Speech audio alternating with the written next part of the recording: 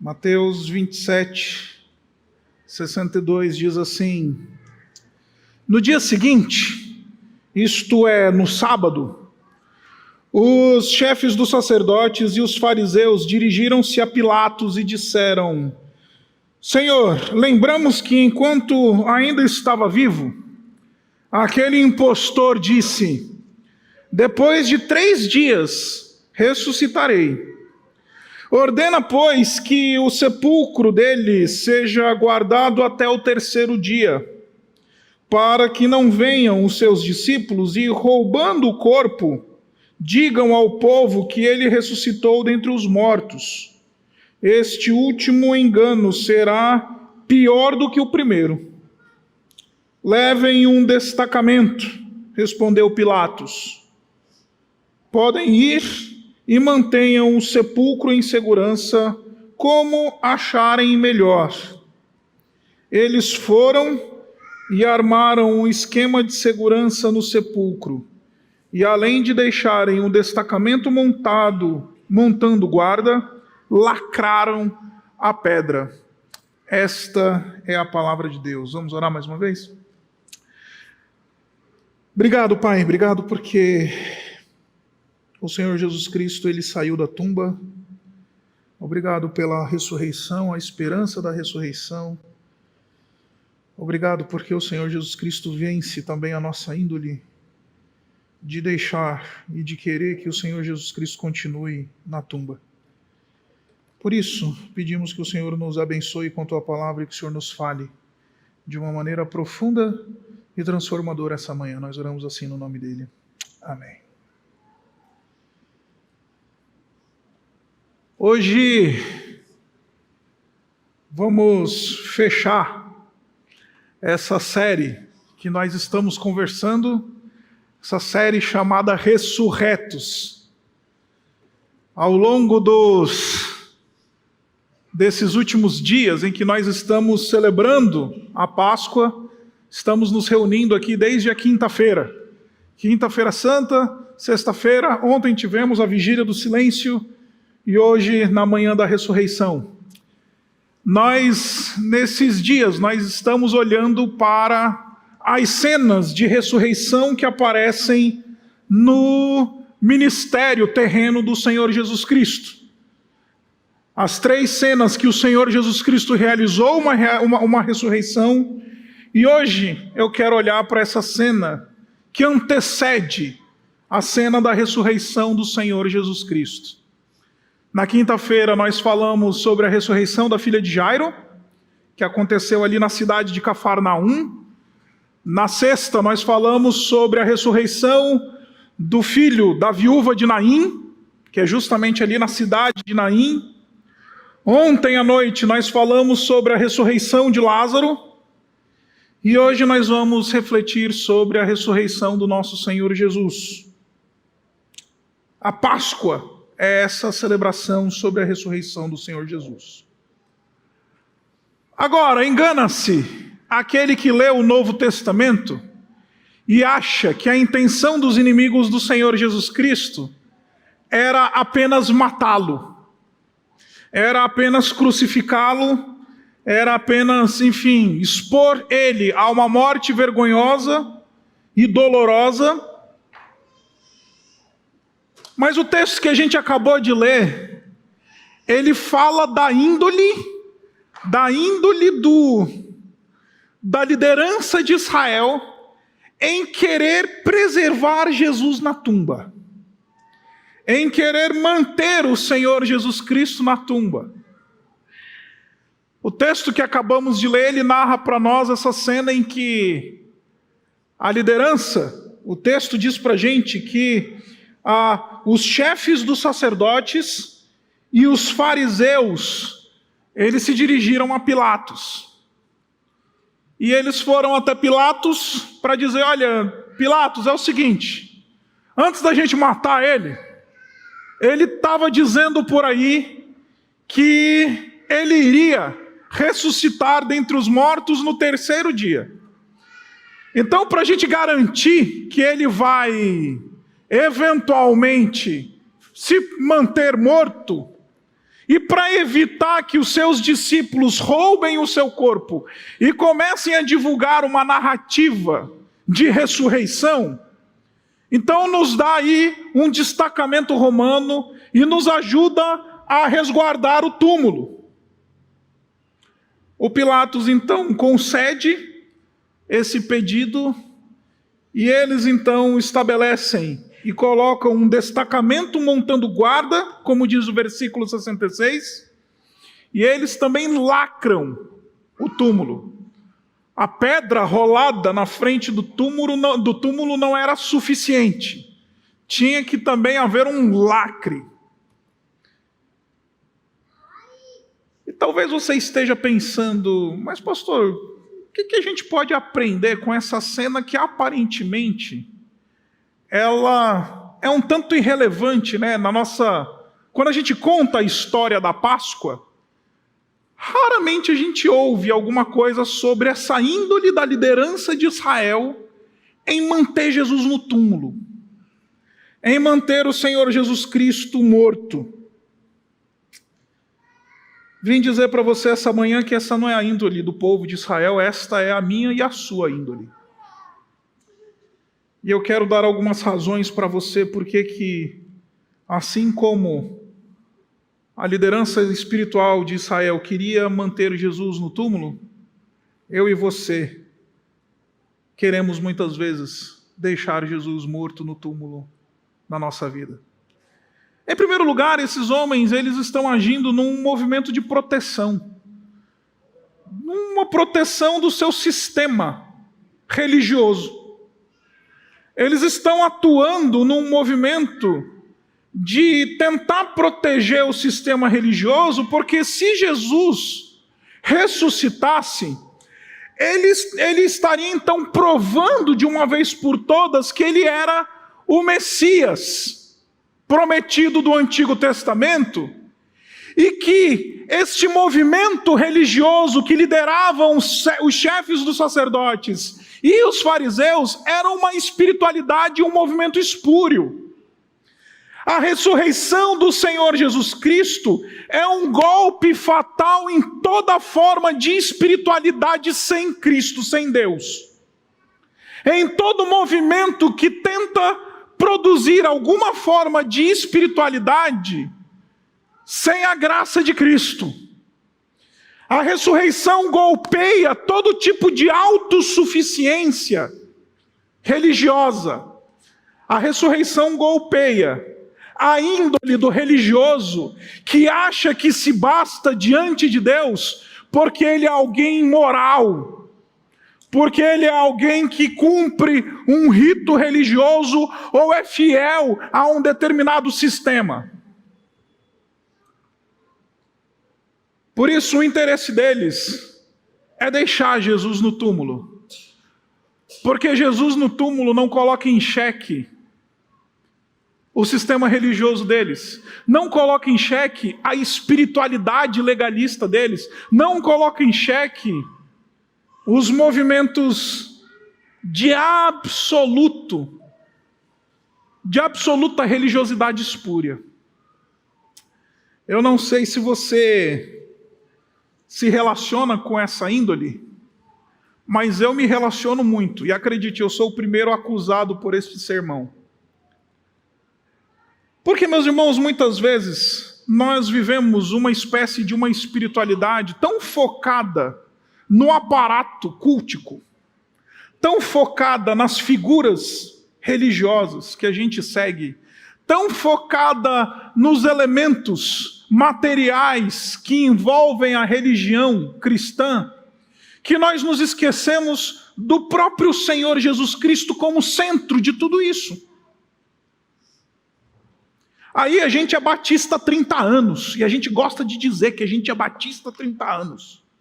A gente gosta de dizer que a gente é membro de uma igreja batista reformada.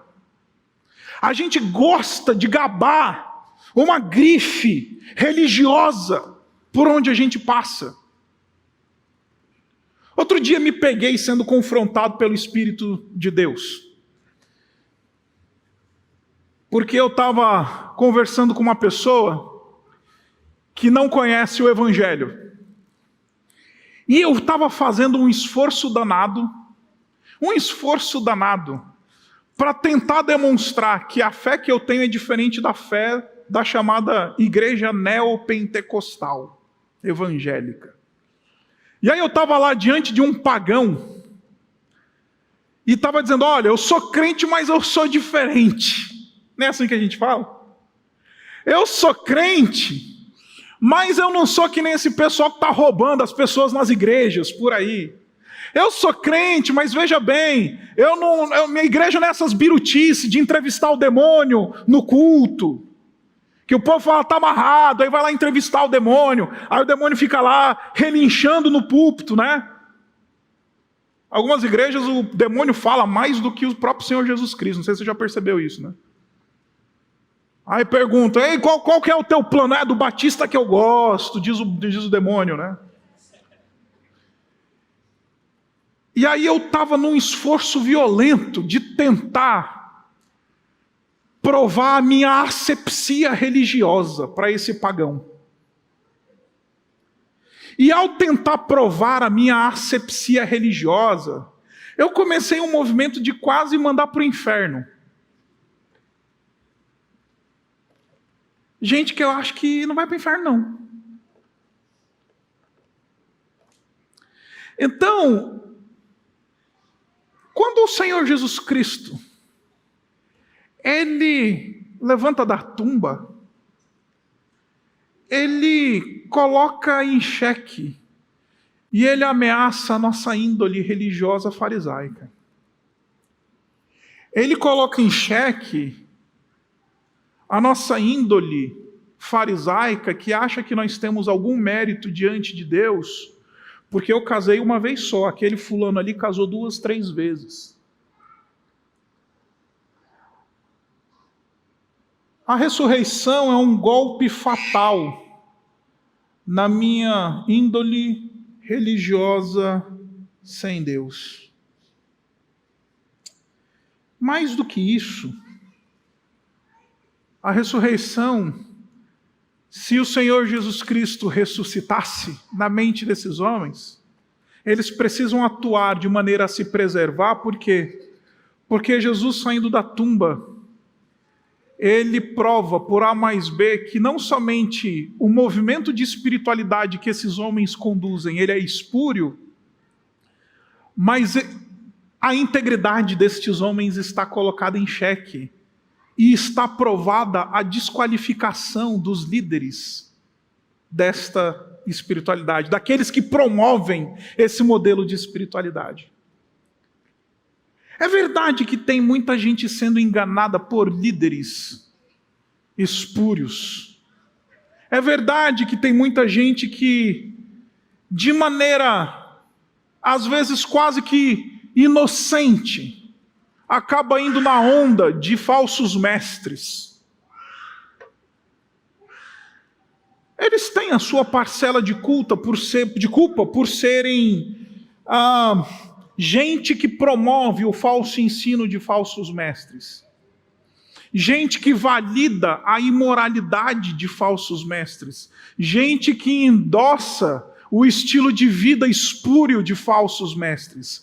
Mas gente que entendeu a obra da ressurreição do Senhor Jesus Cristo, sabe que a ressurreição, ela também expõe toda e qualquer índole espúria e a desqualificação daqueles que promovem essa religiosidade espúria. Por isso eles têm todo o interesse de deixar Jesus no túmulo. Porque eles têm um sistema a resguardar, mas eles também têm uma posição a resguardar. Por isso, há um desejo profundo de manter Jesus no túmulo. A gente quer deixar Jesus no túmulo quando a gente quer dar uma carteirada naquele irmão que a gente acha que não sabe tanto de teologia que a gente sabe. A gente quer manter Jesus no túmulo quando nós somos confrontados com, enfim, o descrédito daqueles que promovem o tipo de espiritualidade que nós consumimos. Mas é interessante que esse movimento de proteção e tentar deixar Jesus no túmulo é também importante, por quê? Porque ameaça a iniquidade. E agora vai pegar para todo mundo, porque até agora talvez você estava dizendo, eu não sou líder, o pastor está pregando para ele, para a liderança dessa igreja, até aqui está tranquilo. Mas a lógica é muito simples, meus irmãos, se Jesus morreu e ficou no túmulo, eu posso fazer o que eu quiser. Eu posso viver o estilo de vida que eu quiser. Eu posso andar da maneira como eu achar que devo andar. Eu posso ter a vida que eu quiser ter. Mas se Cristo ressuscitou, então a partir de agora, o meu estilo de vida, ele precisa ser modelado pelo leão que saiu da tumba. Porque é verdade, ele foi colocado lá dentro como um cordeiro. Mas ele sai lá de dentro como um leão, como a gente acabou de cantar. E se ele saiu lá de dentro, então isso significa que ele tem, de fato, toda a autoridade no céu e na terra e debaixo da terra. E aí, o desafio é eu me conformar à vontade desse leão que venceu a morte. Porque até o advento da ressurreição, meus irmãos, Jesus, ele é só mais um líder de um movimento religioso que pregou uma mensagem bacana. Se Jesus não tivesse ressuscitado, ele não seria diferente de Dalai Lama. Ele não seria diferente de Moisés. Ele não seria diferente de Maomé. Se Jesus não tivesse ressuscitado, ele não seria diferente dos nossos filósofos contemporâneos. Leandro Carnal, Clóvis de Barros Filho, essa turma que a gente consome nas redes sociais, Jesus não seria nem um pouco diferente deles. Mas porque ele ressuscitou, Jesus deixa de ser alguém que simplesmente sugere um jeito bacana de viver. Ele pode reivindicar senhorio. Ele pode reivindicar domínio. Se Jesus ressuscita, e se ele ressuscitou, aí ele não é só alguém que sugere uma ideia legal para a gente orientar o nosso jeito de viver e de andar. Se Jesus ressuscitou, ele diz, toda autoridade me foi dada. E aí, segui-lo ou não é uma questão de submissão ou de rebelião. Se Jesus ressuscitou, já não é mais uma questão de aderir a umas ideias bacanas, como a gente compra o livro de um filósofo na boutique lá da livraria rápida do aeroporto. Aí você vê lá, né, na livraria do aeroporto, 10 formas de ser feliz, 10 passos para ser rico, 10 maneiras de você, enfim, saber lidar com a sua mulher, 10 formas de você lidar com o seu marido, 5 passos para a felicidade, e não sei o que, etc, etc e tal. Isso tudo é sugestão. Nenhum desses autores, nenhum desses pensadores humanos, eles podem chegar para mim e para você e dizer assim, submeta-se. No máximo são sugestões. Agora, se Jesus ressuscitou, aí eu preciso me submeter. Porque aí eu entro na linha e no dilema da submissão ou da rebelião. Não tem outro termo. Ou eu me submeto ao leão de glória, ou eu sou um rebelde contra o leão da glória. Por isso, eu e você, a gente faz uma força lascada para manter Jesus no túmulo. Porque basta chegar aquela mensagem errada, né, no nosso WhatsApp, do colega do trabalho, da colega do trabalho. Aí nessa hora a gente bota Jesus no túmulo e fala, fica lá, Jesus, porque eu vou responder essa mensagem. Basta, enfim, a gente flertar com os nossos desejos carnais, que a gente vira para Jesus e assume a posição do fariseu e do chefe da chefia dos sacerdotes. E aí a gente fala, vai lá para o túmulo, Jesus, porque eu estou a fim de viver a vida que eu estou a fim de viver. Em último lugar, se o Senhor Jesus Cristo ressuscita, Ele coloca em xeque a construção da identidade desses homens. Note, Jesus Cristo ressuscitando, Ele coloca em xeque o modelo de espiritualidade desses homens. Jesus coloca em xeque o tipo de vida e o caráter destes homens. Mas mais do que isso, Ele coloca em xeque a própria identidade destes homens. Deixe-me tentar mostrar isso no texto para você. O texto fala para a gente que os chefes dos sacerdotes, eles se dirigiram a Pilatos e disseram, Senhor, lembremos que quando ele estava vivo, aquele impostor disse, depois de 3 dias ressuscitarei. Olha a maneira como eles se referem a Jesus. Eles dizem assim, aquele impostor disse. E aí eles viram pro Pilatos e continuam, ele diz assim, então, queremos que o sepulcro dele seja guardado, para que não venham os seus discípulos e roubando o corpo digam ao povo que ele ressuscitou. Note que eles não creem que Jesus vai ressuscitar, eles querem privar o acesso dos discípulos ao corpo, porque aqui, sabe o que está em jogo, meus irmãos? É a famosa guerra da narrativa. Você conhece esse discurso aí no mundo de hoje? Você já ouviu falar desse conflito cultural que a gente vive? E aí a gente fala que hoje nós vivemos a chamada guerra da narrativa. Quem é que está certo ao retratar a realidade? É a chamada guerra da narrativa. Mas note que, ao tentar assumir o protagonismo de tentar dizer o que está certo e o que está errado, eles fazem isso vilipendiando o outro. Você conhece aquele tipo de gente que só consegue ser alguém se ele é melhor do que o outro?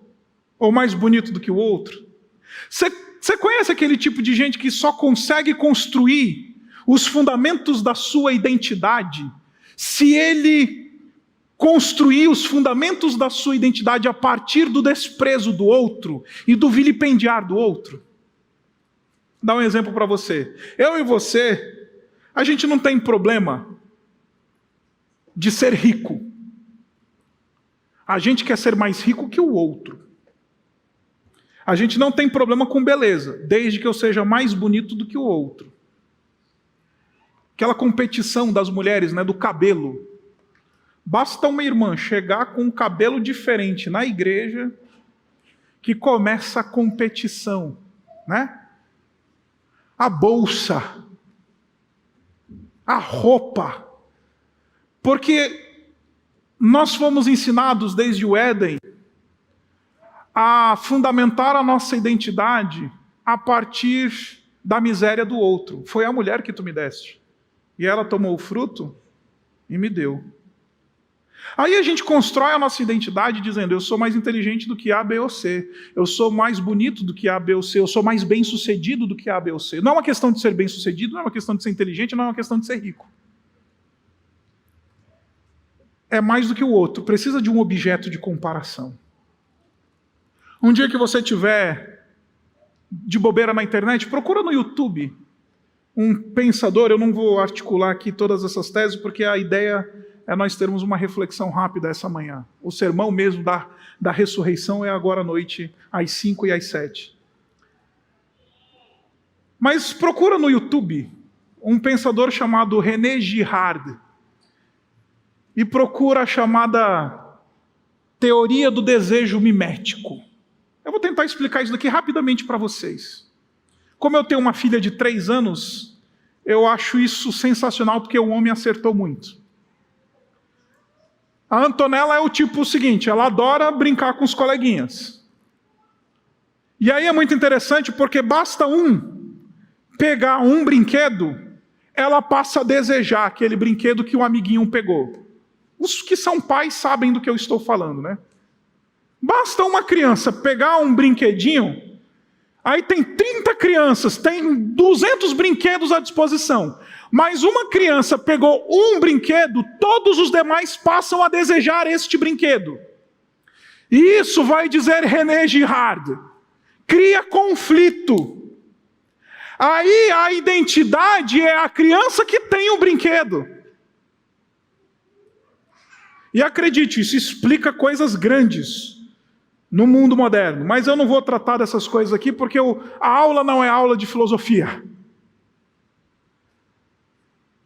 Mas nós somos assim, a gente tem essa mania de construir a nossa identidade a partir do vilipêndio do outro, a partir do movimento da fofoca, a partir do movimento de estabelecer as nossas virtudes, acentuando os vícios e as fraquezas do outro. A gente tem essa índole, desde Adão, como eu disse, de construir a nossa identidade a partir do vilipendiar o outro. Agora, se Jesus ressuscitou, não dá para vilipendiar Jesus, né? Se Jesus ressuscitou, não dá para chamá-lo de impostor. E não dá para descredibilizar os discípulos dele. Porque se Jesus ressuscitou, ou a minha identidade é de alguém que segue o leão que saiu da tumba, ou eu sou só mais um que anda sobre este mundo, tentando achar uma identidade a partir do denegrir e vilipendiar o outro.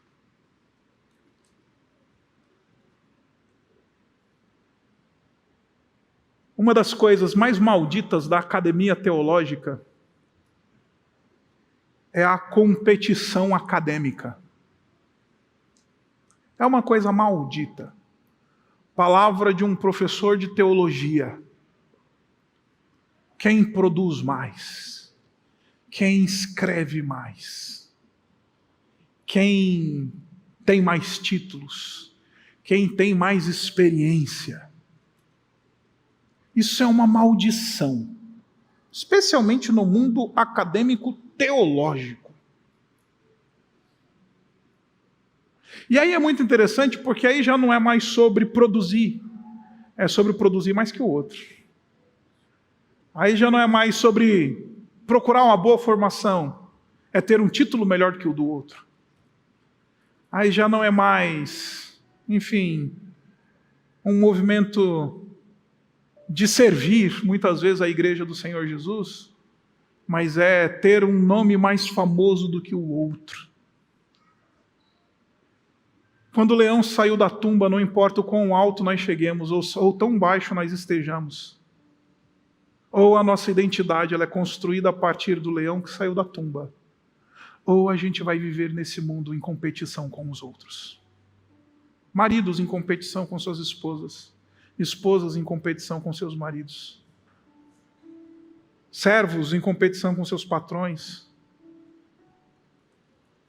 patrões em competição com seus sócios, acadêmicos em competição uns com os outros, alunos em competição.